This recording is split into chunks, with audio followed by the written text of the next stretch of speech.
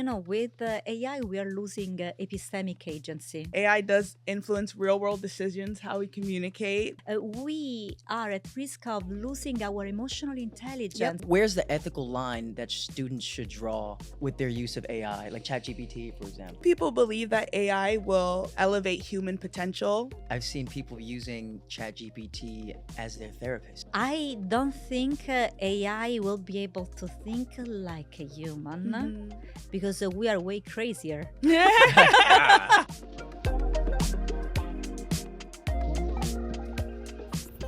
Welcome back, everybody, Hey guys. to another Essay Pro Episode. Yes. This episode, we will be talking about philosophy in the age of AI, Ooh. how technology shapes identity, ethics, and the future of humanity for students. My name is Kennedy. As always, and I'm Anel. Yes, and we are so glad today to welcome Dr. Susi Ferrarello. Perfect. First try. Good. Ferrarello, Yes. professor of philosophy at California State University, East Bay. Let's Yay. go. Thank you for having me. It's a pleasure to Thank be you here. for coming. We're so excited to pick your brain a little bit about AI and philosophy. But before we get started, we just wanted to find out, what drew you to philosophy and how does it connect to today's tech-driven world? Yeah, well, philosophy was always a passion. I did not dare to humor somehow because, as usual, you wonder what do you do with philosophy, what doors it opens. But in the end, I love philosophy, so I jumped.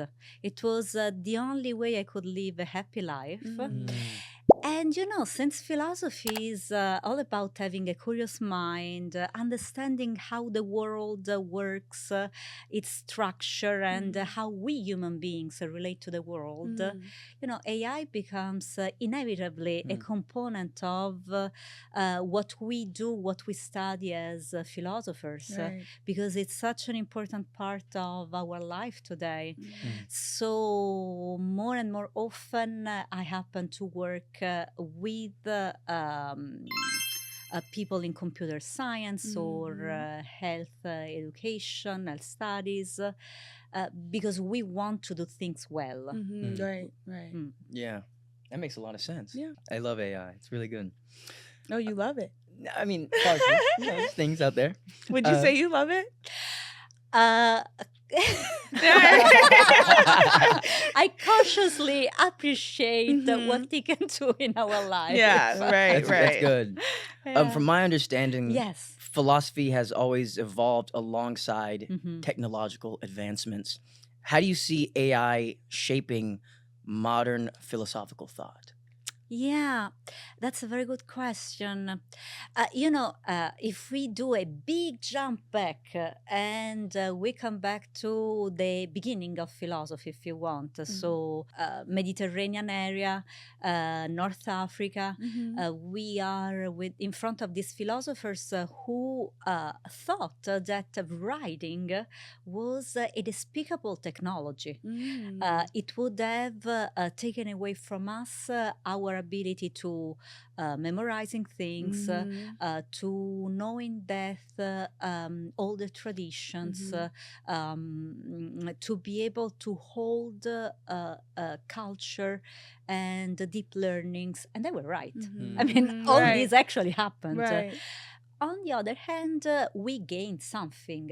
We gained the ability to communicate with each other.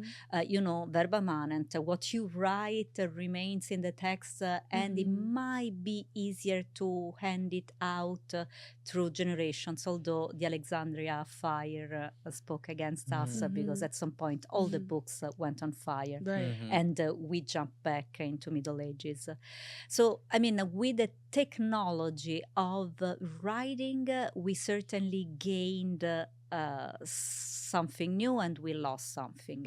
I have the feeling that we are more or less at the same crossroads. Right.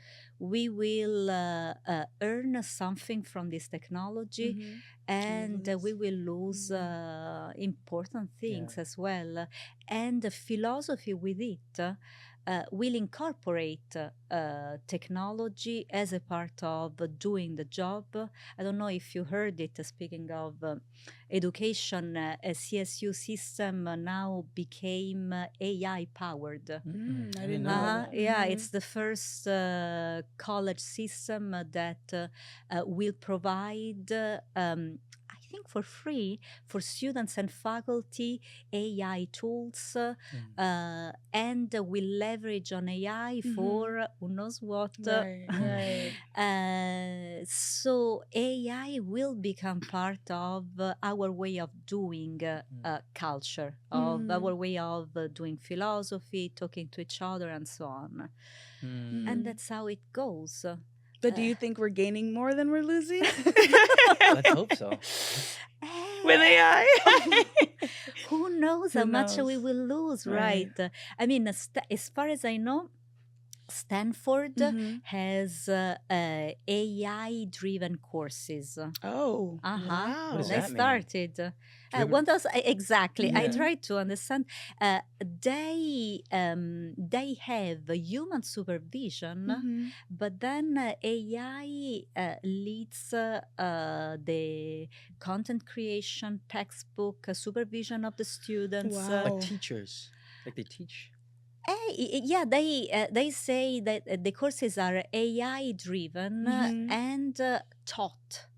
I mean, and they teach something like computer science and so on, but they also teach AI ethics, which is Oh. fun. I mean, Interesting. let AI Teach teach itself. ethics. How to treat itself. How to treat Bravo. itself. Treat me better. Yeah, that's kind of curious. Yeah, So yeah. let's see how it goes. Yeah, let's see. I wanted to ask, in the era of social media and AI generated content, what does it mean to be truly authentic or stay authentic? That's so hard because already now we are losing authenticity. Exactly. Right. We are much more concerned about being able to express ourselves rather than taking the effort to understand who is this autos, authentic, this ipse, this person itself that we are, this sameness that guides our being. And it might be that with social media, we put an effort to show just the positives, and everything becomes much easier, much,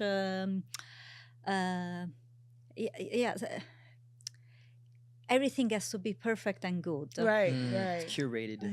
Exactly. And in this way, we put lots of effort in expressing ourselves, and we lose our attention span, our even the tools to understand how to navigate who we really are. There's a philosopher quite famous now, Mark Kekelberg, who works in Europe mostly, and he says, with AI we are losing epistemic agency. What does that mean? We are losing the ability to be the responsible agents of what we want to know, because it's given to us how we should look, how we should smile, what we should say to be accepted, to belong. And of course, if everything is reflected on the external, and there's no response inside, there's no foundation inside, who is at home? I mean, who is left there? So I guess that we will become more anxious, lonely. About narcissism, forget it. It's normalized. Now it's not even a problem. But we will feel lots of anxiety and loneliness. That's kind of a pity. Yeah, I totally understand that.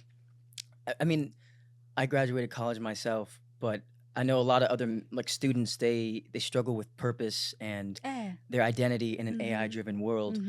What philosophical perspectives do you think could help guide them? I had students and clients because I also do philosophical counseling as a side job, who had lots of problems in trusting the humanity that they could reach outside of themselves, trusting that there is someone else interested in their lives, Right. in what they could do, in what they could learn from others.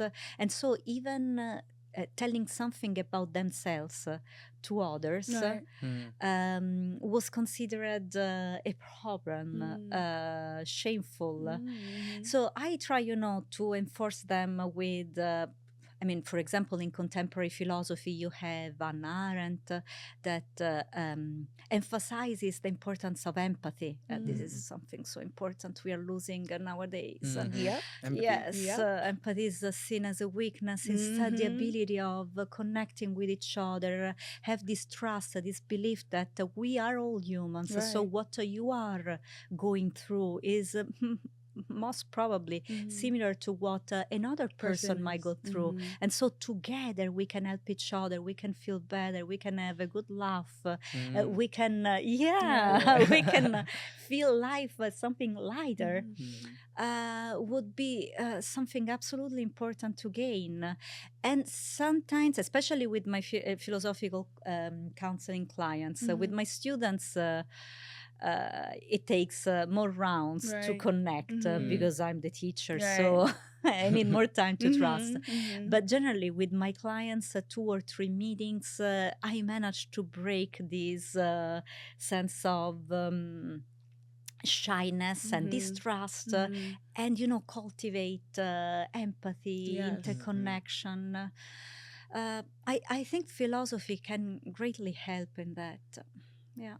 I do too. I agree. I think I resonate a lot with what you said about losing empathy, especially because I feel like a lot of people seek information from AI, or even in responding and how they respond to other people. Yeah, like long text messages. AI, let me ask this. Yeah, It drives me crazy. Yeah. It drives me crazy. Yeah. Because with AI, unfortunately, this is a big risk, I think, and I don't see many colleagues of mine emphasizing this.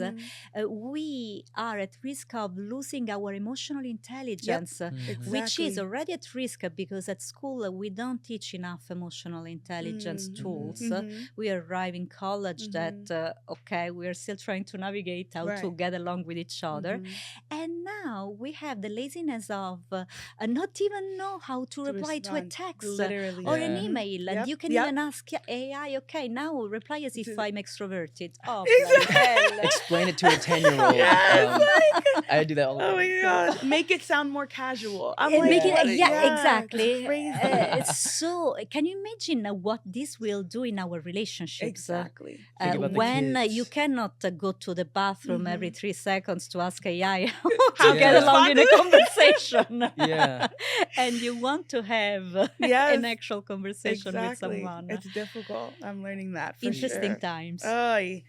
But as we did say, AI does influence real world decisions, how we communicate, from hiring to healthcare. So how can philosophy help us ensure ethical AI development? Yeah, I work quite a bit on this topic with Safe Lab, for example, at Columbia University, because there was this crazy project on for doctors to create an app to detect child abuse, especially for minorities, which is quite a problem because, if they detect abuse or neglect or violence, they can take a child away from their parents and place it in a temporary institution. Right. So it's quite a responsibility, and it's frightening to delegate this responsibility to a machine. Right. Nevertheless, we can see now how healthcare is becoming more and more technology oriented. I don't know to what extent AI oriented, but certainly machine learning oriented. So, how do we do? How the problem they presented to me, because I was the ethical expert in the group. how do we make sure that this technology is safe and it doesn't damage poor families that maybe they didn't do anything and Right. the child has just an health problem. Sometimes even blood circulation can Right. create the signs of Mm. abuse. Mm. So what I insisted on over and over and over is that the final decision cannot ever be Made. left to the machine. Mhm. We still need to have the final word, the final choice on something. Mm. We cannot take the responsibility off our hands. Mm. I think this is the most dangerous thing we are looking at in the justice system, Yep. healthcare, Mhm. educational system, because we are the humans. Right. Right. We are the ones taking in control what it means to be kind, to be decent toward each other, to give each other a chance for a nice life. Mhm. The final word cannot be left to AI or technology. Right. Mhm. So yeah, that's my part for example, this investigation we did for the app in healthcare. For the rest, if anything, I would advocate for doctors or healthcare professionals to be less and less burdened Right. by all the technology work they have to do. Because I don't know if you noticed, probably when you go to a doctor's appointment, the first connection you have is with a computer. Right. Yeah. Is Yeah. with the Check-in. person super stressed out, Yeah. typing on the Right. computer. They don't have time to look at you, to really connect with you, to give you a real smile. And maybe you are there, you are anxious, you're scared, Right. and you are left alone. Mhm. That's not a good direction to take. I totally agree. But along the lines of AI kind of entering these spaces, with AI like slowly creeping onto college campuses, where's the ethical line that students should draw with their use of AI, like ChatGPT, for example? ChatGPT. I'd be curious to ask them, right? Yeah. What do they do? I'm noticing, I'm studying my students, of course. As they study me, I study them. Right. And the relationship keeps changing every semester. I notice that there are students who are really cool because, especially philosophy is a course that you take because you want to give yourself something. For Mhm. example, I teach a class that is philosophy for the soul. My God, can you really You ask can't. ChatGPT right. for? It has no soul. Yeah, I mean, the questions are all about the sense of injustice you feel in certain situations, or how to connect with your deep truths. And still, there are students who are taking this class as the easy class because it's all about talks. Right. Right. Just Right. talking to each other. And so you see, it's all chat written, which is so boring because chat is repetitive. I mean, still we can understand when it's chat writing Right. something. Yep. Yep.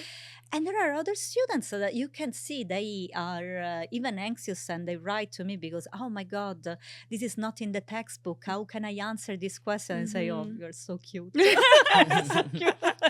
It means that you didn't even go to chat and you wrote an email to me. That's fantastic. Right. Mhm. So I think that as we will go ahead, we will experience more and more personal calls that we have to make, where we draw the line.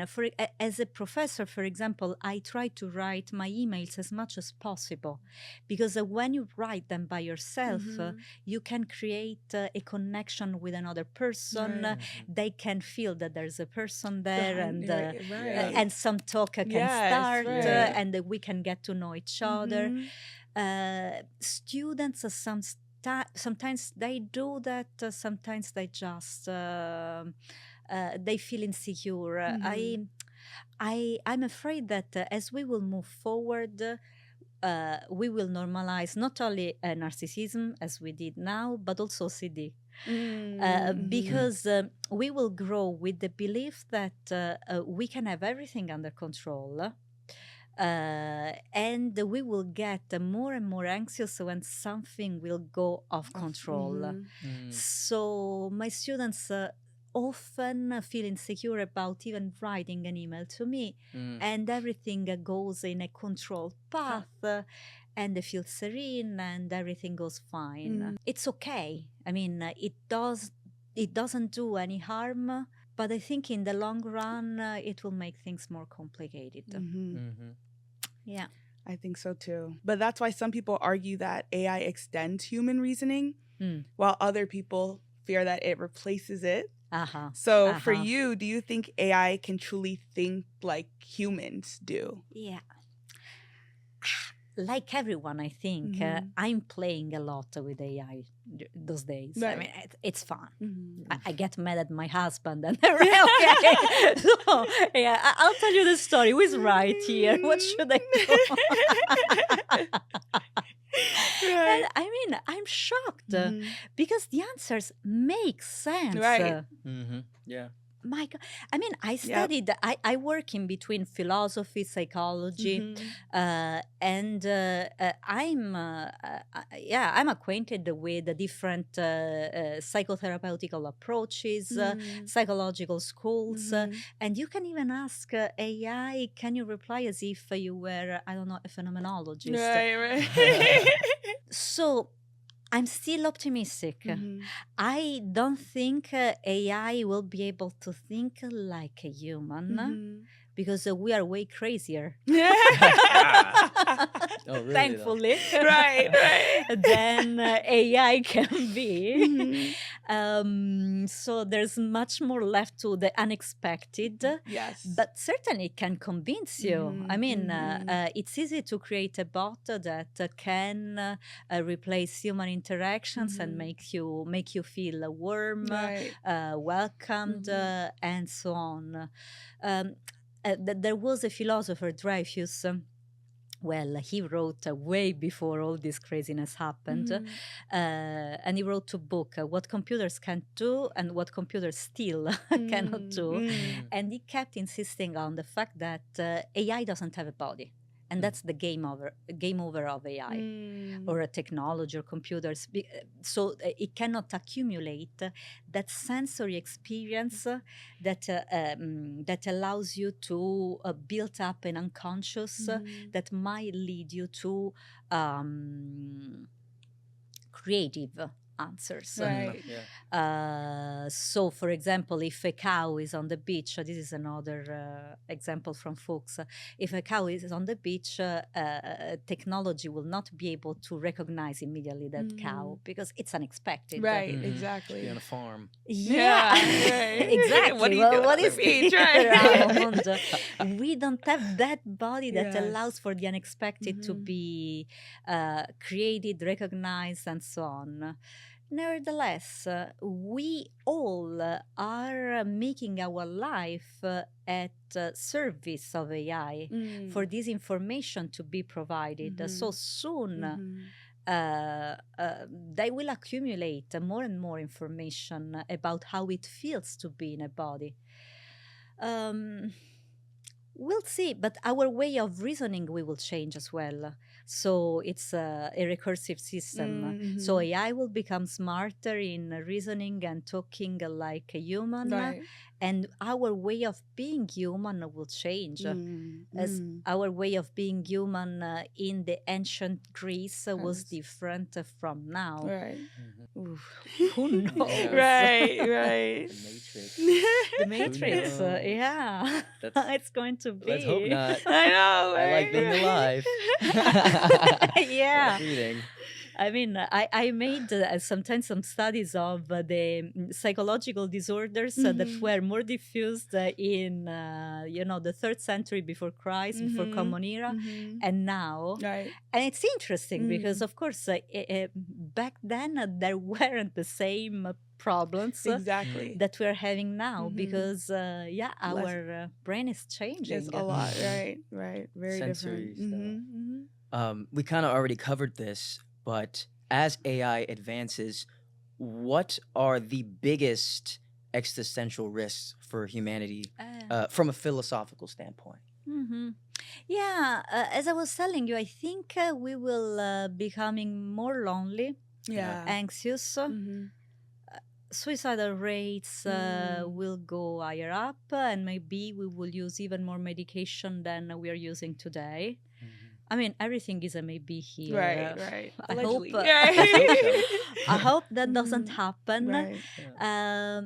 Maybe we'll become more intelligent in teaching about emotions. I Maybe. hope. Yeah.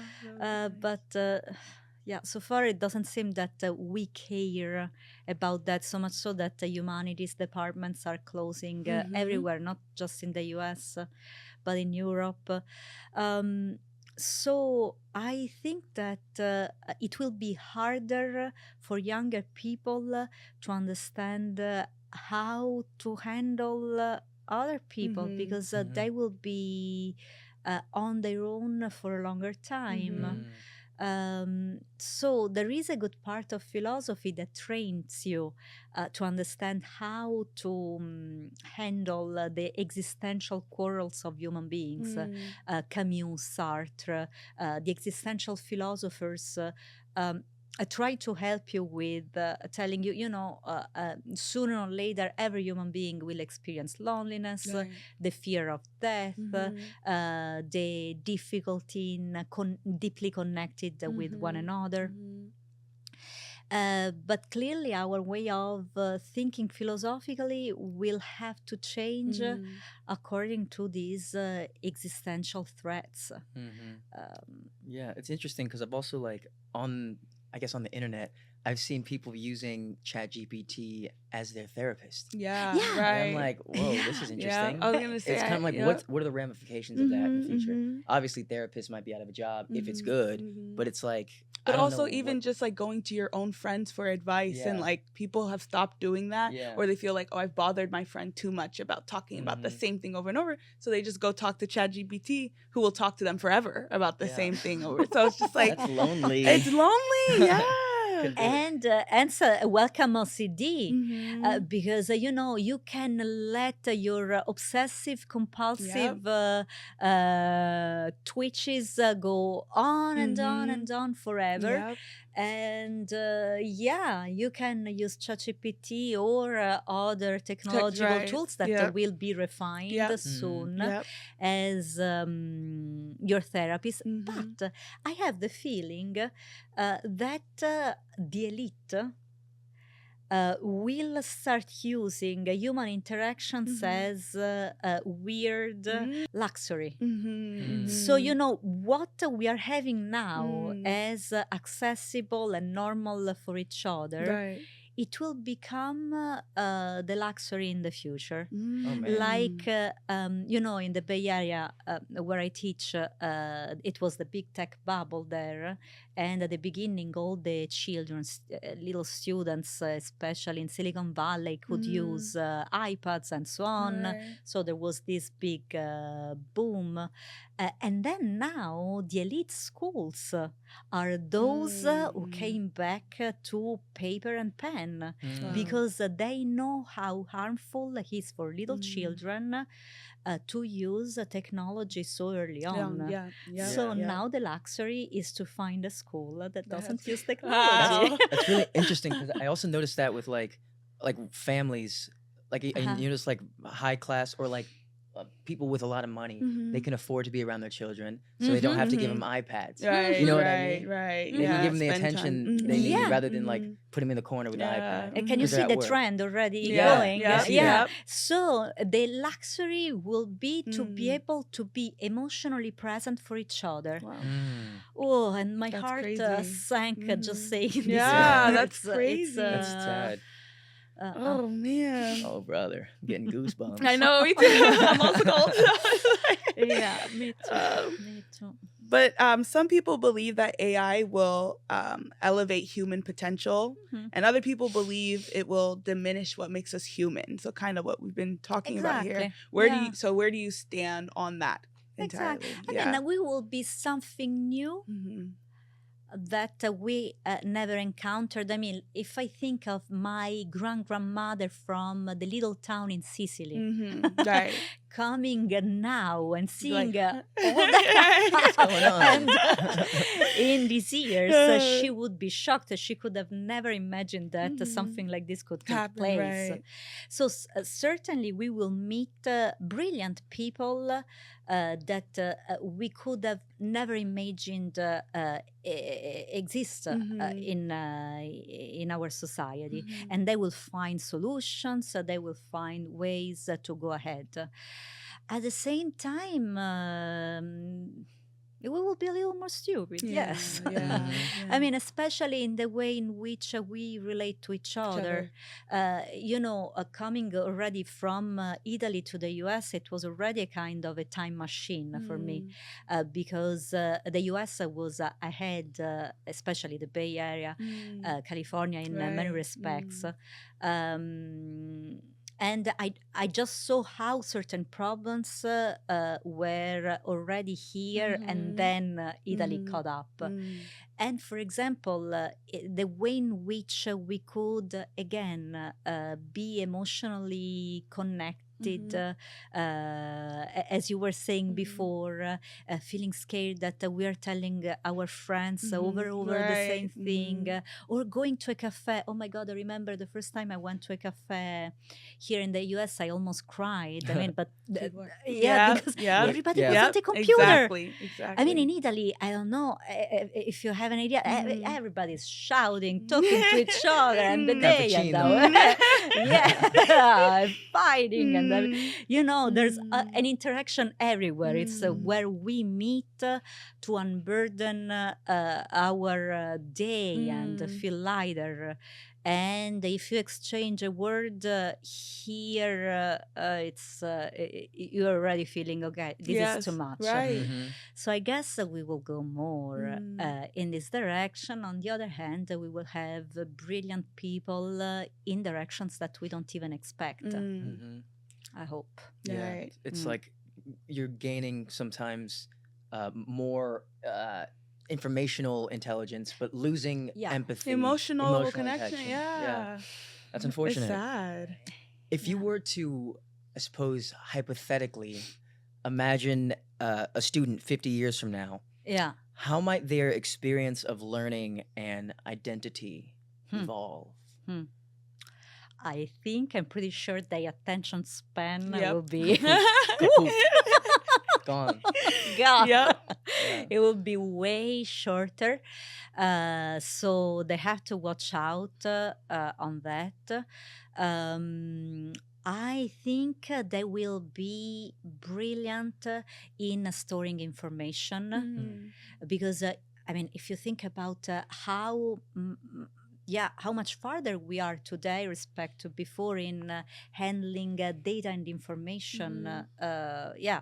I mean, before you could just read a book. Right. So it's just one book. In this moment, you're doing just this. I think they will be much better in multitasking, in storing information, using information, connecting far distances. But of course, they will retain their memory. Will be much shallower because this information will come and go. Probably even their way of dreaming will be our way of dreaming will be different soon. It will it will overlap more straight. Strange, because I mean, with these reels, the shorts, we receive so many intense data in such a little time. So it will be different. I don't know how in 50 years, maybe I will retire in 50 years. Nice. But most probably teachers will have to find a different way of teaching. I think there will still be teachers Who knows if they will be just counselors?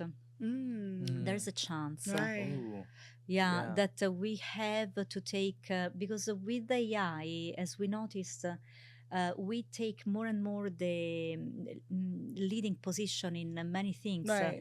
So the therapist, the doctor, the education, we just ask ourselves. Right. Right. I have the feeling that, the professionals will become more and more in a counseling position. Who knows? I might be wrong. I could see that. I Yeah. could see that. Have the AI-driven classes, and then And then We you already answer talk that. to, started, Right. right? Yeah. Interesting. Yeah. Well, what advice would you give to students who are preparing to live in this future where AI is going to be deeply integrated into their daily life? To be honest with themselves. Okay. Yeah, to stop and think and ask questions for themselves that are important, to take time to do that. I noticed that, especially with my students at Cal State, they do 4 jobs and they have a family and they have to run from one place to another. It's stressful. They start thinking that they don't have time anymore to do anything. And everything must be in a pace, in a loop, and so on. So my advice is to take time to know that they have time to breathe and ask themselves the important questions, and do not hurry for the answers. Asking the questions, as we know in philosophy, is the most important part. If you ask the right question, you just planted a seed. The answer will arrive at some point later on with your intuition. That's another downside of AI. We don't want AI to swallow your ability to listen, to hear what life is telling you that is good for you in that moment, and only you know. I get that. No, I get that. Right. Like as a writer, a lot of times, a lot of writers I know as well, they'll go to ChatGPT with questions and it'll give them kind of just basic answers. But I've realized like I did that for a bit and then I stepped away from that and then I kind of intuitively asked for it. And these answers came that ChatGPT was never going to give me. you. You know what I mean? Yeah. And it just made the story so much better. It's beautiful. Of course, Yeah. yes, because the creative process is something that belongs to you and you only, True to this that. fantastic unconscious that you built with all your years of life in this body, in this family, in this moment in history. Yeah. So even if the answer doesn't arrive immediately, you just let it sit, and sometimes it's even better because it creates more questions and more shapes and more creative solutions that AI, super intelligent, cannot give you because it's more stupid after all. Because it doesn't have the creative twist that we can have. It cannot map our deepest feelings.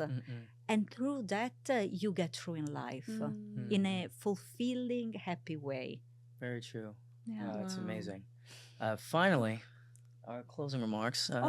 Last question. That was fast. I It was know. such a pleasure to Time chat flies with you. when you're- Right. Yeah. Well, time flies when you're talking about interesting topics. Yeah. But if there was one Uh, philosophical idea every student should reflect on in this AI era, what would that be? I will go with the classics. Classics. Yeah. Know thyself. Know thyself. Yeah. Let's go back to Socrates. Let's ground our feet on our ability to not give for granted that we are just what we see, that we are just what we think we know of ourselves. Because our identity, our qualities, our talents grow with us, change, shift. We are a universe to explore. And if we start building up on our fears, of our sense of insecurity, of our complex of inferiority, as ChatGPT nourish. Because, I cannot write an email, I let ChatGPT write it. Right. I don't know what to say to the girl I like, Right. so let's have ChatGPT to devise Right. the right message. If we leverage on these insecurities and we think, okay, I'm just goofy, I don't know how to approach a cute guy here, we will miss the opportunity to a wonderful journey, because life is fun, is adventurous, is unexpected. If we make our life smaller, into these rigid boxes that ChatGPT or AI creates for us, we miss an opportunity for a fun, fulfilled life. So still have the belief that it's important to know yourself, that it's hard and impossible to ever arrive at the final word, because your body changes, your people around you changes. You can always explore something new and discover something new. So let's keep these doors open. Wow. Yeah. Well said. Thanks. Oh my Very gosh, well said. that hit me so hard. That was good. Know thyself. Yeah. I'm putting that in my IG bio. Let's Know stay there. thyself. Yeah. Wow. And take time. I think that take time too. Take time. We have time, even if it doesn't seem so. Let's give us time. Do not rush to solutions. Yeah. Thank you so much. Thank you. It was so nice to be here.